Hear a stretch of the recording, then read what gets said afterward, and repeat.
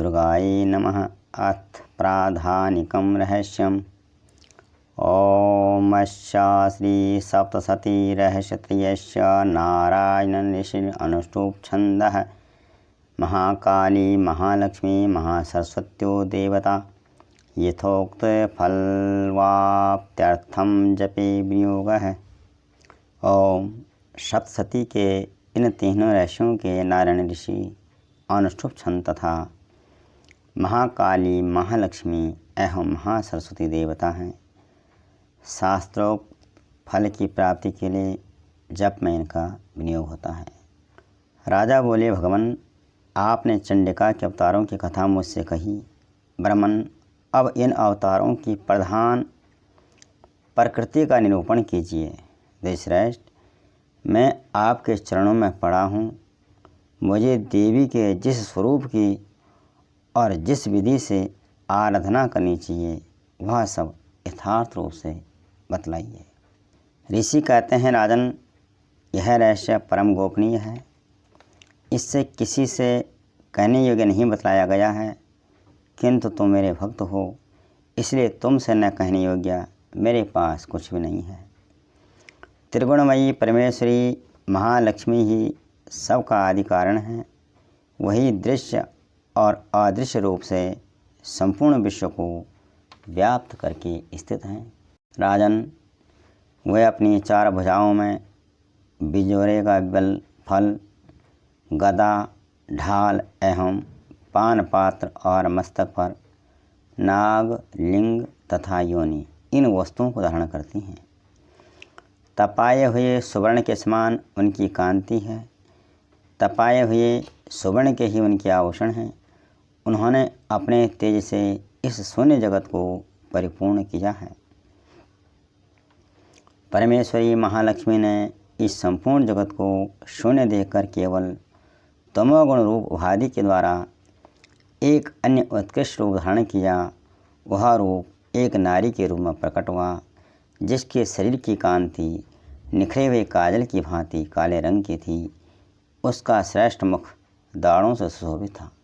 नेत्र बड़े बड़े और कमर पतली थी। उसकी चार भुजाएं ढाल, तलवार, प्याले और कटे हुए मस्तक से सुशोभित थी। वह वक्षस्थल पर धड़ तथा मस्तक पर मुंडू की माला धारण किए हुए है। इस प्रकार प्रकट हुई स्त्रियों में श्रेष्ठ तामसी देवी ने महालक्ष्मी से कहा, माँ आपको नमस्कार है।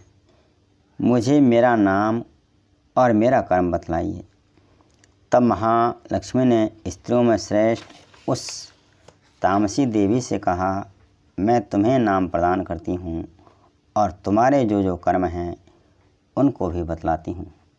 ताम प्रोवाचे महालक्ष्मीस्तामसीं परमोदतां ददामि तव नामानि यानि कर्माणि तानि ते महामाया महाकाली महामारी क्षुधा तृषा निन्द्रा तृष्णा चैकवीरा कालरात्रिर्वृत्तया इमानि तव नामानि प्रतिपाद्यानि कर्मभिः अभिकर्माणि ते ज्ञात्वा यो अधीते सो अश्नुते सुखम।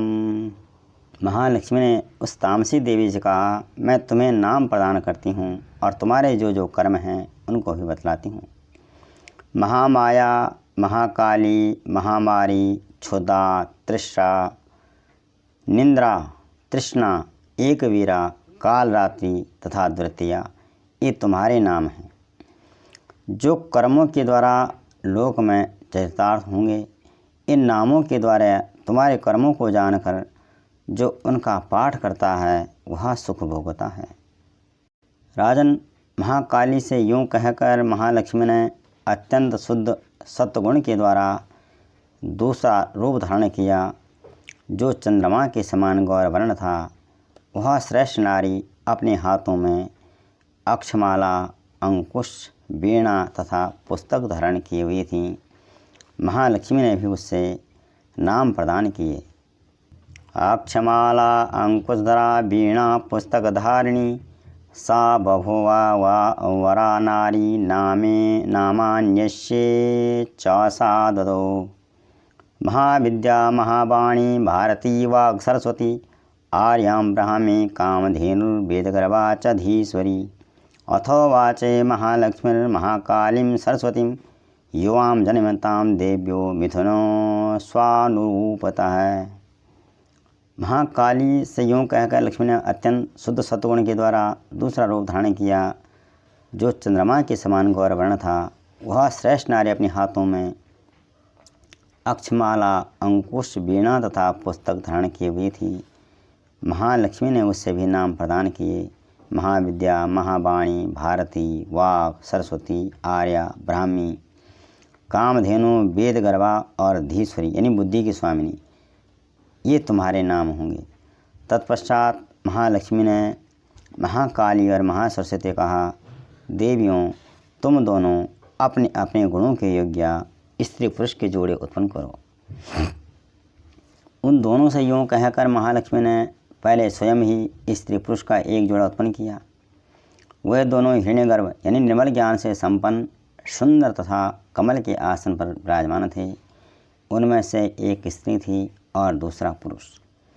तत्पश्चात माता महालक्ष्मी ने पुरुष को ब्रह्मन, विधे, विरंची तथा धातः इस प्रकार संबोधित किया और स्त्री को श्री, पद्मा, कमला, लक्ष्मी इत्यादि नामों से पुकारा। इसके बाद महालक्ष्मी और महासरस्वती ने भी एक एक जोड़ा उत्पन्न किया। उनके भी रूप और नाम मैं तुम्हें बतलाता हूँ। महाकाली ने कंठ में नील चिन्ह से युक्त लाल भुजा, श्वेत शरीर और मस्तक व चंद्रमा का मुकुट धारण करने वाले पुरुष को तथा गोरे रंग की स्त्री को जन्म दिया। वह पुरुष रुद्र, शंकर, स्थाणु, कपर्दी और त्रिलोचन के नाम से प्रसिद्ध हुआ तथा स्त्री के विद्या, कामधेनु, भाषा, अक्षरा और सुरा ये नाम हुए।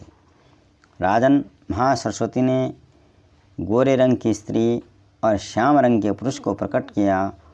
उन दोनों के भी मैं तुम्हें नाम बतलाती हूँ। उनमें पुरुष के नाम विष्णु, कृष्ण, ऋषिकेश, वासुदेव और जनार्दन हुए तथा स्त्री उमा, गौरी, सती, चंडी, सुंदरी, सुभगा और शिवा इन नामों से प्रसिद्ध हुए। इस प्रकार तीनों युवतियाँ ही तत्काल पुरुष रूप को प्राप्त हुईं। इस बात को ज्ञान नेत्र वाले लोग ही समझ सकते हैं, दूसरे अज्ञानी जन नहीं। राजन, महालक्ष्मी ने त्रिविद्या रूपा सरस्वती को ब्रह्मा के लिए पत्नी रूप में समर्पित किया। रुद्र को वरदायिनी गौरी तथा भगवान वासुदेव को लक्ष्मी दे दी।